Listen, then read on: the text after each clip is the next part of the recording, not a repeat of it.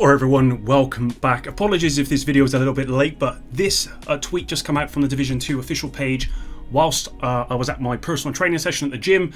So I didn't cut it short, I finished it, I've come home, I do need a shower, but I'm going to put this video out for you guys first, then I'll jump in the shower because you guys are more important than hygiene, I guess.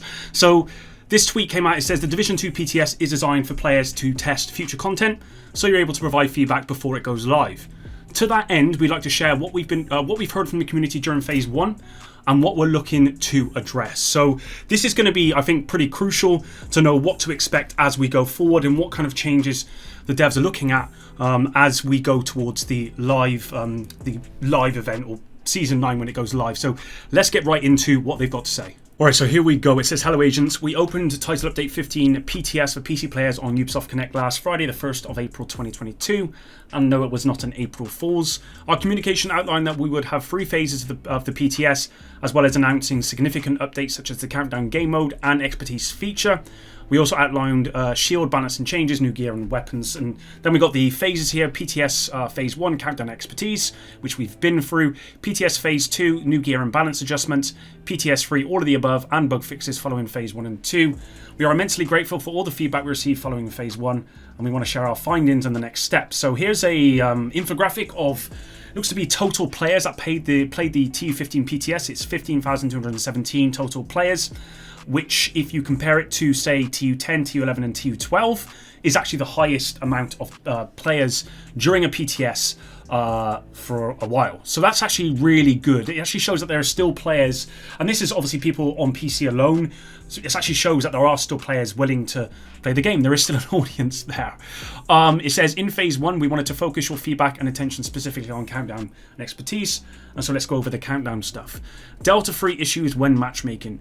Unfortunately, for a lot of you, for the PTS Phase 1 experience was tainted by numerous Delta-free error message. The main outlying issues have now been resolved, and we are planning to further test the newly implemented fixture in Phase 2 of the PTS to make sure that when match made together, players from different regions can play in the same group without any interruptions. So that's really good news. And then we've got stuck on infinite loading screen after being in the countdown mode. This issue has now been worked on and should be resolved in time for PTS Phase 2. Both of these issues, especially the stuck on the infinite loading screen one, was easily the most frustrating. The Delta Free was probably the most frustrating for most people because they simply couldn't play, and it did cause an issue with the experience. So yeah, I'm glad that these two will be fixed for PTS Phase 2. Moving on, Countdown is too easy. Originally, the new mode was planned to be on par with the heroic difficulty. To add more context, our goal was to make it challenging, but not impossible to beat for 8 match-made players of mixed build qualities, as well as add an additional challenge for the players with more organised groups and better builds to try and complete it with less than 8 players. So that's the philosophy behind the current balancing for PTS Phase 1. The mode's difficulty is currently incomparable with what we envisaged for the countdown, and your feedback over the past week reflects this. We're continuously working on improvements on the mode, and the first iteration of improvements will become available to you tomorrow when the PTS Phase 2 starts. For now, you can expect enemies' HP adjustments, though their lethality might stay the same, as we do not want to overtune the difficulty to make sure that the countdown is highly replayable and suits the greater variety of playstyles. So just with this part in mind, I actually like that they're doing it this way around, because I do think that ultimately the lethality wasn't that much of a problem. Hunters were actually fairly lethal in the mode. It was more to do with the fact that they just got downed really, really easily. So I'm glad that they're just making the enemies a little bit more spongy, but still having the same kind of lethality. A lot of you mentioned that one difficulty option is not enough to meet everyone's expectations. We hear you. Going forward, we are planning to investigate the possibility of adding other difficulty options, but it is too early to talk about any specifics right now. I actually think this is what they have to do.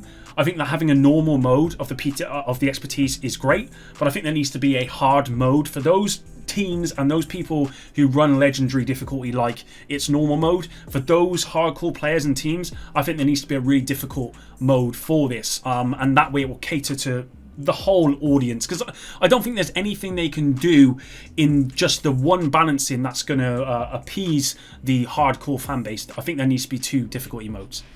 Loot rewards being too generous. Without doubt, the rewards are one of the components of mode's replayability and attractiveness, but that was not the primary intention behind the development. We would love the experience itself to be the main focus. Handling too much loot can be frustrating when the mode is time limited and does not allow you to look at or sort out the loot that dropped. For the next PTS phase, we are planning to remove rewards that drop for all players at a long distance. We'll have to see how this goes. I'll be honest, this wasn't one of my complaints. I actually felt that the loot rewards are one of the reasons why I went in there so much. And so, yeah, I think I'm against this for right now. One of the things I will say is that the chest that you could unlock after certain objectives were completed was usually on the opposite side of the room compared to where you would need to run to next. And so people felt that they couldn't go and get that due to the time limited nature. So if they were to move that box to where generally the majority of people run through, the path that they're going to go on next, then I think that would help a lot. But that's just my 2 cents. Expertise mode. We also wanted to hear what your experience were with improving your gear with expertise, and some of the main points we took from phase 1 was gaining proficiency rank feels too fast. To earn expertise level, you need to gain proficiency ranks by using an item, brand or gear set in combat.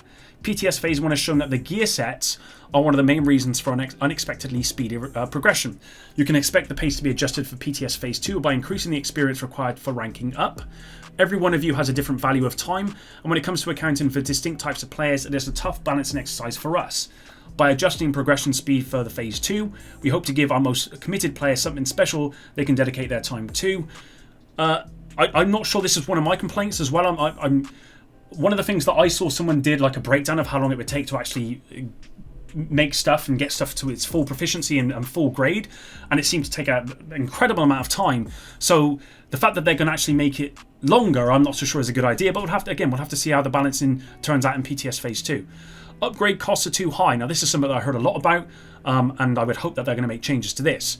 It is always a tricky exercise to balance progression, pace, and gauge feedback between those who have little time and want to progress fast, and those who want things to be grindy and slow. We hope to collect more feedback on the matter during PTS phases 2 and 3 to help us. So they're not making any changes yet, but as you have probably seen, or you may not have seen, in order to upgrade a piece of gear to a max grade, it costs about 110 exotic components, and that's just for one piece. So I think the upgrade costs are way too high. We'll have to see what players have to say in PTS phase 2, but I imagine what they're going to say is exactly what they said in phase 1. They're too high and they need to be changed down, and I would hope that Massive will take that feedback and certainly reduce them. Expertise not being gained in PvP and Dark Zone. It looks as though this issue has now been fixed. A donate all button. This is something that I've seen a lot about, something that I actually said we need. We agree that the expertise system would benefit from having a dedicated button in the menu for donating all items marked as junk in your inventory, similar to how deconstructing all junk or selling all junk works. The donate all button was added to the expertise menu and should be available for testing with PTS phase 2.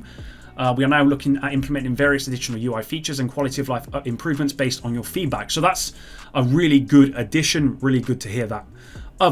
There were other observations aside from the 2 key features of phase 1, and we want to highlight some of them below. Request to change Countdown into different gameplay experience. We're always happy to hear suggestions on new game modes, but there are no ongoing plans to change Countdown beyond the difficulty options listed above. So I'm not sure if this refers to the idea that I saw floating around about having a PvP experience at the end of the Countdown game mode. This is something that I felt it shouldn't have. I feel like Countdown has to cater to the wider audience, which is PvE mainly. With that said, if they were to add another version of it, like they had with Survival, where you could have a PvE only, or you could have, say, a PvE and then a PvP part at the end, I'd be all for that, because ultimately I think that would appease everyone. But I don't think it should be a case that they should just change this mode to have PvP in it, because I think ultimately that would really alienate the majority of the audience, which is mainly PvE. So that's my take on it.